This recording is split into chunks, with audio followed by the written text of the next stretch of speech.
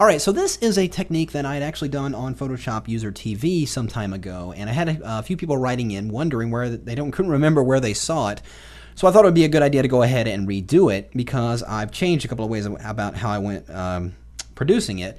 And what it is that famous James Bond open graphic where you're looking down the barrel and you see the person and it's got the blood at the top and everything like that.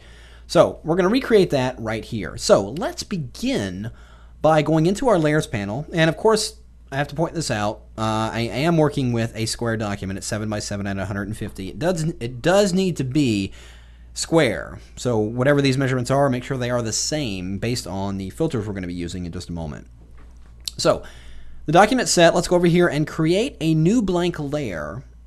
And we do want to make sure that our default colors are set to their black and white. I'm going to press the D key on my keyboard just to be certain. And we're going to go into the filter menu and go to render and choose clouds. Now, before you release your mouse from selecting clouds, hold down the option key, and that will make the clouds a little bit more contrasting, as you can see right here.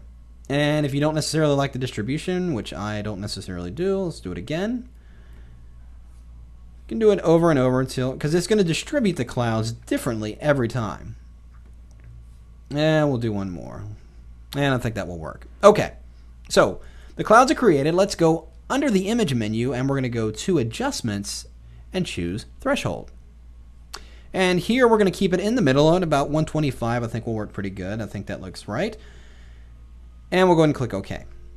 Now I'm going to go over here and create a new blank layer above that one. And we're going to jump over here into the toolbar and grab our rectangular marquee tool. And I'm just going to go over to the very top of the document and just drag along the entire top, just giving me a little small bar selection going across the top of the document there. And again, make sure we're on that new blank layer, and I'm simply going to fill this with black. I'm going to press Shift Delete, and we'll use black, and there we have it. We'll go ahead and deselect. Now, still on that same layer, we're going to draw a vertical bar on the left side of the document here, just about that thick. I think looks pretty good, and we'll just press Option Delete since black is my foreground color, and we'll go ahead and fill that in. Now, don't deselect the object just yet. What I'm going to do is do a step and a repeat by holding down my Option and the Command key. That would be Alt Control on Windows, and then press the letter T, and that will start the free or the step and repeat. Now I'm going to hold down my Shift key and just drag this over a little ways, just about right there. I think that might look pretty good. And we'll press Enter. Now, still keeping it selected, we're going to hold down the Shift and then Option Command. So Shift Option Command or Shift Alt Control on Windows, and then press the letter T a few more times just to get that bar going across the entire file. I'm going to skip that last one there. And there we have that. So we're looking pretty good. Add a couple more things here. I'm going to go ahead and create a new blank layer right in between these two layers. As you can see in the layers panel over here, there's a new blank layer in between. Grab that gradient tool, and using the foreground to transparent gradient, and we're going to use black as our foreground color. I'm just going to come in from the very bottom of the document here and just hold down my Shift key and drag upward. And that will give me a nice gradient that's going from top to bottom there. It might be a little too far. Let's go right about there. So that's looking pretty good. Now I want to do one last thing. This graphic that we created first, I'm going to press Command or Control T on that layer to start the free transform. And let's narrow our document out. I'm going to stretch this document out vertically. I'm going to hold down my Option key, grab this middle top handle, and just push up. And that will distort that vertically, and I can just maneuver this around, looking for any kind of positioning that might work. It's really just a matter of guessing. And we'll put that at around right there, I guess. We could even stretch it out this way if we want.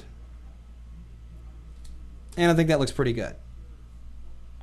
So now, I'll position it right about there. Now, I've got a lot of excess area extending beyond the visible area of my document here. So what I need to do is crop that all away. So I'm simply going to do a Command A, or you can go into the Select menu and choose All. You can see it puts a selection around the entire document. And I'm simply going to go into the Image menu and go to Crop. And that will get rid of all the excess area beyond the boundaries of my document. Well, now let's go into the Layers panel and select all three of these layers. I'm going to select one layer, hold down the Shift key, and select the others. And we're going to simply press Command or Control E, and that will merge all those layers together. Now, press Command or Control T once more, and we're going to invoke the free transform. Up here in the very top, we're going to grab this middle handle and just push it down a little bit. So it's giving me a gap of space in here.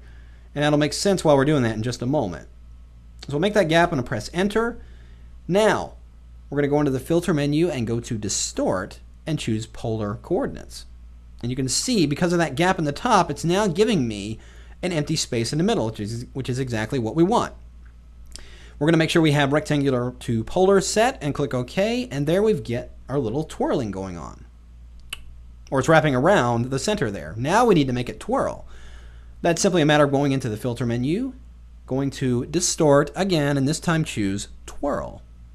I want to give it a lot of a twirl there. We're going to do about 400. It looks pretty good. And we'll click OK, and now you can see it's really taking shape as the famous James Bond graphic. Now we've got a lot of area that's extending beyond out here that we don't necessarily need. So let's press Command or Control T, and let's go ahead and scale this up. And we'll put it right about there, and now it's really starting to look like the James Bond graphic we all know and love. So now we just need to add a couple more elements here. Here I have a graphic of the spy. Let's just drag and drop that into the document here and position that right about here. Looks pretty good. Now, if you don't necessarily like the way the position of the swirl, you can select it, press Command or Control T, and go in here and rotate it. It will rotate around the center, but you can have that stuff in a different position. Put that right about there. Looking pretty cool. Now, what's the one last thing we need to add? I put that right about there, actually.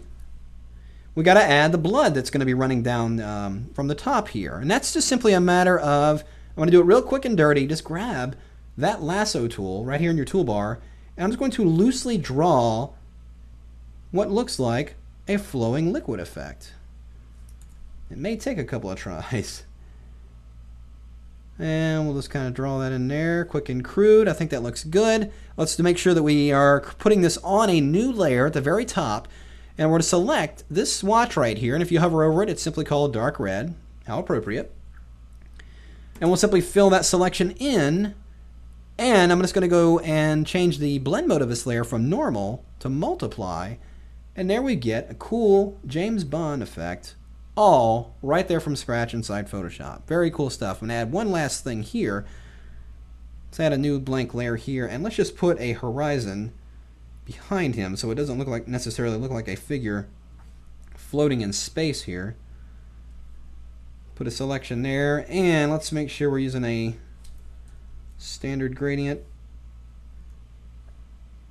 Drop that up there. It looks like he's got a little horizon behind him, and now we're ready for some spy action. There you go. All that created right there inside Photoshop.